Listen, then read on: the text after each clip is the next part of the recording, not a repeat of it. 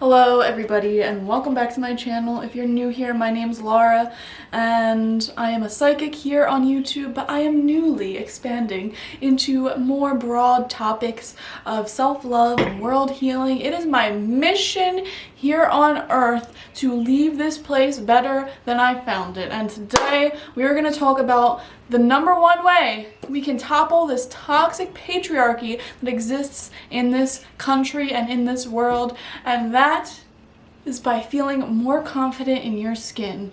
This video is unscripted. I'm just gonna have a little chit chat with y'all, so grab yourself some coffee or tea or some water. I drink coffee and water at the same time. Hydration, caffeination, here we go. Here are some of my tips to feel more confident in your own skin. I feel like I've always been kind of okay with feeling comfortable in my own body, but I definitely struggled at different points in my life. For example, when I was younger in like high school and even middle school and even elementary school, I was always a little insecure about my height.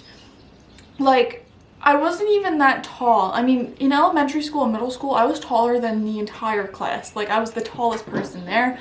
I went through puberty very early. However, now I'm only 5'5", which is like an inch taller than the average, at least for America. So I'm not that tall. So why was I so insecure about being way taller than all these guys? That was my insecurity. I didn't care if I was taller than girls. I cared if I was taller than guys. And I feel like that is really just something that was subconsciously implanted in me from the patriarchal system. You know, men are supposed to be taller than you.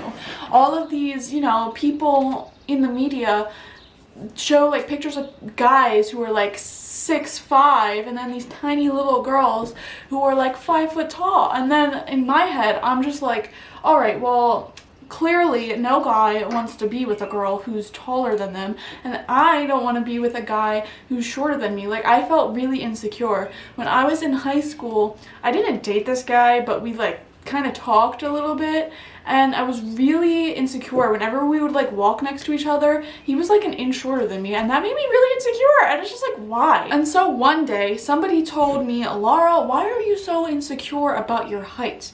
You know, any man would kill to be with a tall Amazonian woman. And I'm just like, yes. And then from that day forward, I was not insecure about my height. Actually, right now, I'm with somebody who is the exact same height as me. Like, we are exactly the same height. And I am somebody who loves wearing heels. You know, I like feeling fabulous, and you know, people will actually project their own insecurities onto me when I'm walking with him and I'm wearing heels, because I'm like super taller than him when I'm wearing heels. And you know, I've had girls say to me like, oh, don't you feel weird about wearing heels? Or like somebody would say, oh, why would you wear heels when you're gonna be taller than your boyfriend? And it's like, why wouldn't I? So my first tip is to pay attention to the people around you. And this is such a sad tip because it may actually cause you to lose some friends, but when you're surrounded by insecure people, you have a bigger chance of being insecure yourself. Like, I remember my old friend group and my old best friend were highly, highly insecure, and we were all like trauma bonded to each other, where our whole like bonding was over insecurities and, you know, over hyping each other up when we would have an insecure breakdown. But that was like every single day, and it was not healthy at all. And I remember my old best friend literally like would project her insecurities onto me, especially with my boyfriend, who I'm still currently with. She would be very insecure in her own relationship, and so when I would start talking about my relationship, she would just project things onto it, like, oh, that's a red flag, that's a red flag, you have to be careful of him, you know, he probably is out there cheating or whatever. Things like that. And I'm just like, we ended up breaking up as like friends for somewhat unrelated reasons, although not really now that I'm thinking about it. And after I stopped talking to those people, I kid you not, my level of security in myself and my relationship skyrocketed. Sometimes you really aren't the insecure person. You're just surrounded by people who are super insecure, who are projecting that onto you. So it's really, really, really important to pay attention to what you're surrounding yourself with, the people you're surrounding yourself with, the media you're surrounding yourself with, because when you're surrounded by other insecure people who project it onto you, like, it's one thing if you have an insecure friend who kind of keeps their insecurities like to themselves, or like they don't try projecting it onto you. Like, they might talk about their insecurities with you in like a loving, kind way, but they're not projecting it onto you. I remember another time that same friend group literally, like, I don't know, like, I would like show them a picture that I took of myself and I thought it was really cute, and I'm like, oh, should I post this? And then like my friend would nitpick everything about it and say, no, that's a bad picture, blah, blah, blah. And I'm just like, you're making me insecure. I originally thought I looked really good at that. Like, what are you talking about? And it's because they were insecure themselves. And when somebody is insecure around you, they can have a tendency to be jealous of you, or if they're toxic, they don't want anyone around them to outshine them. And you would be surprised by the people who do this, okay? You might have a best friend or a lover, a boyfriend, a girlfriend that like you trust 100%, but you have to watch out and make sure those people aren't trying to sabotage you out of their own insecurities. Like, you'd be really surprised by the people that could be so close to you who would do that. And that kind of correlates with paying attention to the media you surround yourself with, you know? I see a lot of people post videos on confidence and, you know, self-esteem, and they just say like, oh, I just unfollow everyone I feel insecure about, you know? So like on Instagram, like, let's just say you follow someone who's really pretty, they're living like an amazing life, and you get jealous and insecure looking at that. I don't necessarily resonate with the advice to just unfollow them, because that doesn't fix the problem. You're just getting rid of, you know, a trigger of your insecurity. You're not fixing the insecurity, you know what I mean? So I don't necessarily resonate with that advice. If it's like a temporary fix, so if that is something you have to do, then sure. However, I don't necessarily resonate with that. What I say is, confidence is a choice that you have to make every single day. When you are scrolling through Instagram, for example, and you're seeing these people who look beautiful, who are living this great life, and you start ruminating in your own head like, why don't I look like that? Why isn't my life like that? Blah, blah, blah. You have to make the conscious choice to stop that thinking in its tracks, close the app, and focus on something more positive about yourself, okay? When you find yourself ruminating over, why aren't I like that? Why do I look the way I look? You have to make the conscious decision to stop that train of thought in its tracks, okay? Stop it right there. You can exit out of the app or the situation that is causing you to be insecure, and consciously change your thoughts to something else,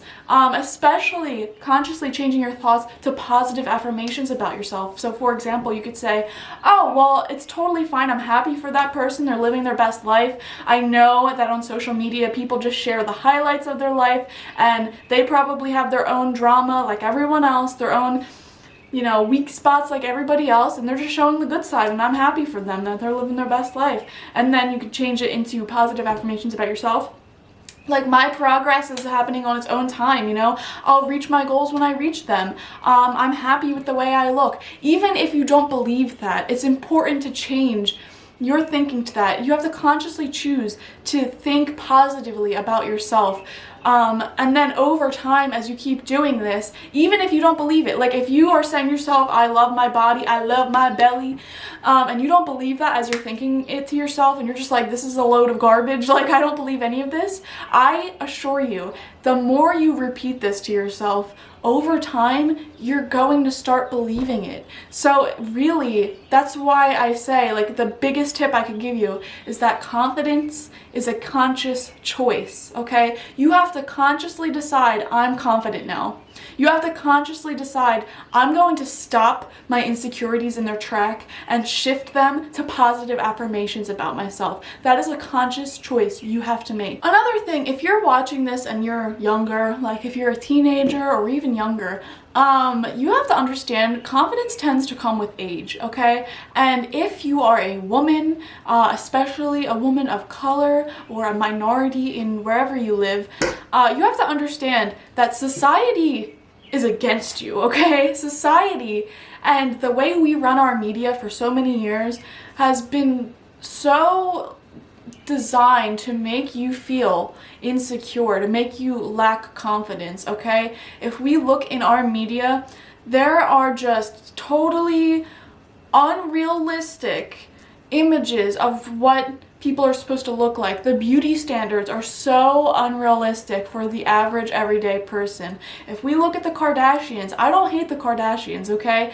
I think they're gorgeous, they're wonderful, you know, they're businesswomen. That's totally fine. We love a businesswoman. However, they're kind of like the beauty icon for our society, at least if you live in America, right? So if we look at them, they spend thousands and thousands, hundreds of thousands of dollars, I bet, on surgeries. All of them have surgery. All of them afford the best physical trainers, the best flattering clothes. Well, some of their fashion choices aren't that flattering, if I can inject my personal opinion there. But, you know, they can afford the best clothing, the best thing. They get these things for free sometimes, too. Lip injections, nose jobs, booty implants. Even like if they don't have implants, they afford the absolute best trainers. You know, they probably have like at-home gyms. I don't know if they do, but I assume they do. They can afford all those things. The average everyday person cannot afford these things, okay? And I actually remember a specific time where it kind of clicked in my head how unrealistic our beauty standards are. I was looking for a booty workout, right? Because I have a small butt, and society has told me that that's not okay, which is really funny because if we look back in like the early 2000s, having a big butt was kind of like not attractive, and now it's suddenly attractive. So it only goes to show how surface level and unimportant these beauty standards are. Love yourself the way you are, because in 10 years, the thing that you're insecure about is probably going to be the most beautiful thing ever. It's totally stupid, okay? So that's why it's just important to love yourself in your own skin. I mean, if you want to get surgeries and stuff like that, if you want to enhance your appearance, more power to you. Just make sure you're doing that out of a place of self-empowerment rather than a place of insecurity. Because when you're doing it out of a place of insecurity, that's when it tends to like go down a really negative path. Anyways, I remember I was looking to do a like booty workout, and I was looking online for different butt workouts, and this one article was like promising that at the end of this workout, if you follow it to a T, your butt is gonna look like Nicki Minaj's. Now, I don't know if you know this, but it is physically impossible to work out and get a butt that looks like hers. You wanna know why? Because her butt is not real, okay? She had surgery, and that's fine. More power to her. She's a beautiful woman. However, it's so unrealistic to sit here and use her as a beauty icon to work out your booty to get her booty, because it's not possible. And also, we have to take into mind, like, different people have different muscular makeups, different bone structures, okay? So everyone's result is going to look different. It's just, I don't know, it's so unrealistic. And I've learned, you know, instead of working out to be skinny, instead of working out to have a butt like Nicki Minaj's, I want to work out because I love the feeling of being strong, okay? I want to open my own pickle jars. I also used to be really insecure about my belly because it exists. And I consciously chose to change that insecurity, okay? Looking in the mirror, I'd be like, oh my god, I look pregnant, like, this is awful. Like, sucking in for every single picture I take, like, it was just really bad, right? And so I consciously decided I'm gonna change that. And now every time I look in the mirror or like look at pictures of me and I'm like, oh my god, my stomach, I stop myself right there and I'm like, no, no, no, no. and I embrace that stomach. I'm like, that is a beautiful stomach, and you know, it shows that I'm not gonna sit here and starve myself. I'm gonna, you know, I like drinking, I like food, all right? Like, I'm gonna have some type of belly, and honestly, I'm happier having the belly that I have and enjoying, you know, an occasional drink and an occasional snack, as opposed to like slaving over working out and like very strict diets so I don't have that belly. Like, I'd rather have the belly and enjoy those things rather than, you know, not have it and restrict those things that bring me joy. And I'm not saying to be unhealthy, because I'm a big health advocate. You know, I'm a vegan, I work out regularly. If out of everyone I know, I'm the biggest like health advocate, right? I'm subscribed to Prevention magazine, okay? So I'm not saying to like allow yourself to indulge in super unhealthy behaviors and things like that, but I am saying to just love what you got. It's a conscious choice to love what you got and to change your mindset. And now every time I see my belly, I'm like, I'm like, you know, a beautiful pregnant goddess, only I'm not pregnant. I am the queen of snacks, and you know, I'm more cuddly because of it. More power to you if you are all muscle though, because you look hot. But you know, and you know, you look strong and amazing and beautiful. I'm just saying, like, what I have a stomach, and because of that I'm more snuggly. So find reasons to love what you got, all right? If you have a small butt, awesome. You could probably fit into jeans better. If you have, you know, small boobies, you can wear the cute bras. If you have super big boobies that, you know, what's it called? What's the word? That sag, more power to you, you know, better for people to suck on your titties. I'm just saying, like, I would love big titties. Like, I would love to suffocate a man. And if you have small titties, that's awesome too. Better for not suffocating a man or woman. You know, you can wear the cute lingerie, not the ones that are super, you know, fabricated. I don't know why that's my go-to though. I don't even wear bras, if I'm being honest. Like, girl, I never wear them. Like, very rarely will I wear them. I only wear them when it enhances the look that I'm going for, which is very rare, okay? Like, very rare. And you know, I have like the average sized, you know, titties, right? It's just like, I don't know, it's another part of loving who you are. I hate wearing bras. It makes my, like, this area, like, what would you call that, back armpit area, raw. Like, I hate it. So I very rarely wear them. And you know, back in the day I used to wear them, like, even when I was growing up, like when I was going through puberty, I didn't want to wear them at all. It wasn't until some girl in my class said, oh, it's time for you to start wearing bras, that I felt insecure about it, and then I started wearing them. Like, I never wanted to wear them. Now that I'm an adult and I've consciously worked through my insecurities, I am back to that place of not wearing them, you know? Same thing with shaving, you know? Like, we are so conditioned to shave our bodies as women, and it's just like, do what you want. Like, I like shaving my armpits. I don't know why. Like, I feel like when my armpit hair grows out, I just can't stop playing with it. And that's such a strange reason for not liking it, but like, so for me, you know, I like not having it. However, my legs, I hate shaving my legs. And to be honest, I don't naturally feel less confident when I don't have shaved legs. Like, it's not a problem for me. And you know, society's conditioning for me was always saying like, oh, men want a fully shaved woman, blah blah blah, and that's why I originally shaved my legs, but I always hated it. I have super long legs, like there's a lot of mass, okay, and it takes a long time to shave, and I'm really lazy. I hate shaving. It's just not my jam. So you know, I'll go like a week without shaving and I have substantial stubble, and then I'll shave, right? And you know, my reasoning for doing that and feeling confident about it is like, if a guy sits here and tries shaming me for not shaving my legs or not having hair, or for having hair, whether it's pubic region or my legs, they're not a real man. They don't respect women, all right? Like, and if you're a guy and you shame women for not being shaved, or for being shaved, yeah, for not being shaved, you're weird and you need to reconsider that. Like, it is okay for you to have your preferences, but it is another thing to shame someone for not following the same preferences as you. Like, if you prefer your partner to be entirely shaved and they aren't entirely shaved, it is not your place to tell them what to do. Okay, it's not your place to make them feel insecure about doing that. All right, you're just not compatible.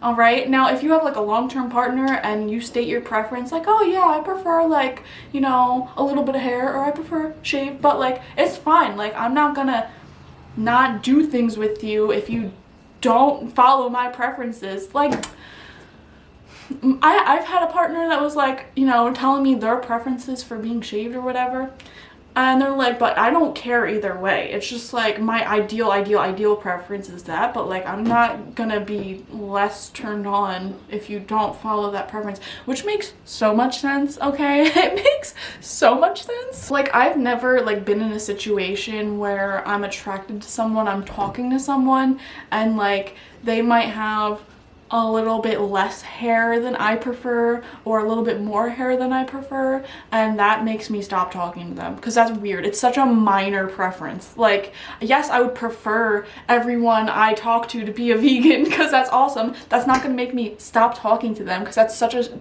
very specific, unimportant preference. You know what preferences are important to me? Intelligence, loyalty, those are the big ones. Those are non-negotiables. The amount of hair you have is so unimportant.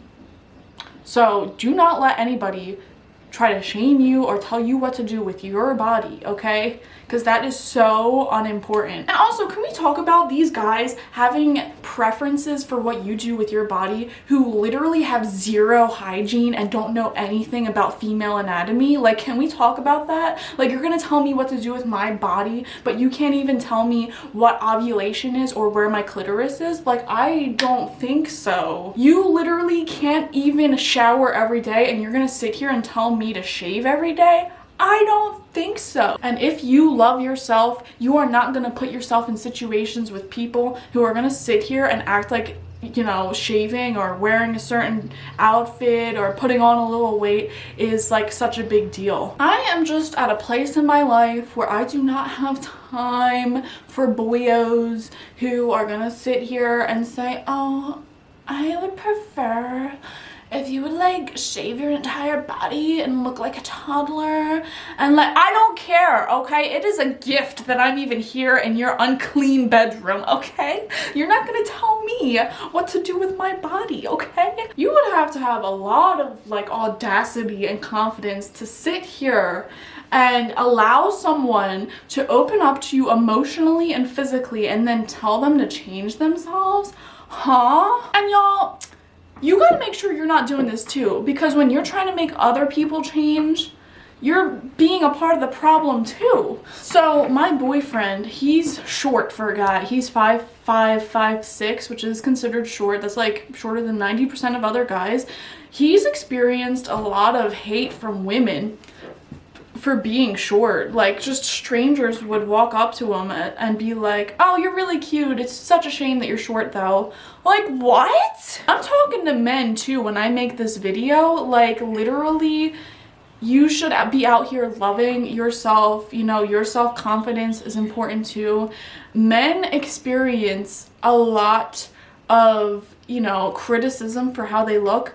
I wouldn't say as much as women, but it's not too far off. Like, you know, men are given these, you know, unrealistic societal standards to be super tall and super fit and, you know, look this way, have a super sharp jawline. Like, most men who are like major actors or celebrities have jaw surgery, have face surgery to make their face look more masculine. And you wouldn't think that, because, you know, most men are like totally unconcerned with looks, but no, a lot of those celebrities actually have super expensive fitness trainers and super expensive face surgery to literally alter their face to be more sharp and masculine. So all I'm saying, guys, to summarize this video that kind of ended off on a weird note, it's a conscious choice to love your body, okay? If you see yourself going down a weird path, you know, a bad path of just overthinking and talking down yourself, you have to consciously stop yourself,